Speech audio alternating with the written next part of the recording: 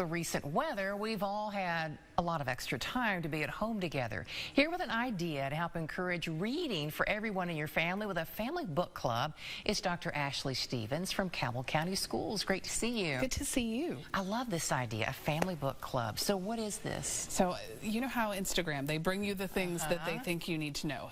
I am evidently the target market for family book clubs. And so I stumbled upon this, during one of these longer days that we've had recently. And it's the idea that as a family you're reading a book together, specifically selected because it ends in a movie. So we got to think of like books that have become movies. Okay. And then you end that event of us reading either verbally together, reading out loud, or everybody getting it downloaded or reading their own, with watching the movie, having maybe, a special pizza night or whatever. Right. Just something to make it an event. So it's not you leaving the house and going to a book club, though I think you should do that too. But this is us as a family. We're reading together, we're talking about this book, and we're looking forward to being able to watch this movie and have something special together. Oh, that does sound fun. So how would you suggest going about selecting the family book club book? So in the post that I saw, which was from the reading professor, Dr. Billen, on Instagram, so if you want to go see the original, there's tons of them, but she has done a great job explaining it. She selected maybe 30 books that she was interested in reading, because there should be some of that that would be appropriate for her kids. So you look at their ages, their interest. If you have somebody who's super into STEM, you're going to choose accordingly. If you have somebody who only likes animals, you're going to want to go that route. So she kind of narrowed it down and then let her kids pick. So out of these 30, what are your top 12? If you have more than one kid, if there's two, what are your top 6 and your top 6, and we'll use those together so that everybody has a voice. Voice in book selection makes all the difference in the world. It could be the best book on the planet, but if you make me read it, I automatically am not going to be invested in the same way as if I got to choose it for myself. And so their idea is that you read one a month. You can do this however you want, though. If you want to start out with just one and see how long it takes you, that's okay too. And then you either read it in the evenings together to kind of wind down, or you give everybody their copy, or however, if you have more independent readers, just when we get finished, then that's when we're going to watch this movie. Why do you think this works? Because of selection. I think it works because kids are getting to pick. I think it works because it creates a chance for us to talk about things. Sometimes as your kids get older, it's a little bit more difficult to have commonality. So if they've chosen a book, they've already said, I love this, or I'm excited, or this is a topic I like, and now you automatically have something to share.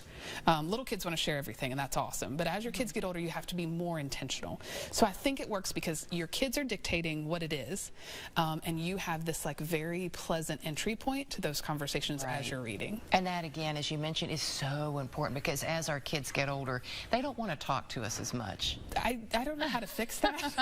I am living in it right now. But this might be one way. This may be one way. And we love movies. Like, who doesn't love to go see a movie? If you're going to see the movie anyway, pause, create a learning opportunity by reading the book first, and it will fit very well into kind of the culture you already have going. Yeah, and I like that you have some lists from elementary on up that we're seeing some possible book ideas. Absolutely. So here in a second, I'm going to give you the resources where these came from, so you go create your own. But these were some that, as I was cruising through, I was like, oh my gosh, I would love that. For littles, for elementary, the Gruffalo. I don't know that one. We're going to have to introduce you to the Gruffalo. That sounds fun. Terrifying, and not at all. Captain Underpants. Oh, yes. I'm familiar with that series. Wonderful books. Alice in Wonderland and the Wizard of Oz. Chronicles of Narnia, obviously. Stuart Little and Charlotte's Web are classics. You may not know Snowy Day, but it is a wonderful one. Snowy Day. Ferdinand is a very short book and a very hilarious movie. They had to flesh it out to make it fit in movie length, and they added so many funny things. Bad Guys is one that the movie's great, and knowing that it had a book component was awesome. Paddington, those books are kind of on the rise right now. How to Train Your Dragon, I believe, is a movie and a TV series. Oh, okay. Matilda is fantastic. Yeah. You can't get enough of Matilda. The Wild Robot, Where the Wild Things Are, and Night at the Museum, those are so fun. And sometimes, because we're so blessed to live in a place that has local theater, not only could you read the book, watch the movie, you could go see it too. So bonus points if you read one that is, coming to the spring or the summer theater scene here in our community. There are a lot of great opportunities. That Matilda one would have been perfect a couple years ago. Really would have there. And sometimes if it's a really old movie, they'll show them for free, I've noticed. books. Absolutely. For our older kids, they're a little bit more intense, but pretty fantastic. Goosebumps and Harry Potter. Percy Jackson is really, really popular.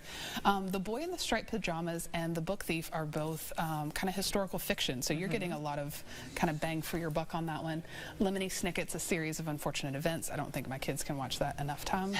And Miss Peregrine's Home for Peculiar Children is a series that I just really super love.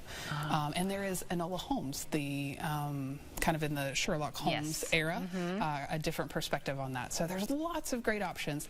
But it's not up for me to choose. It is for you guys to choose. And so we have some links, and they're just, you know, books that have been made into movies or movies that are based on books. These are on cabellschools.com.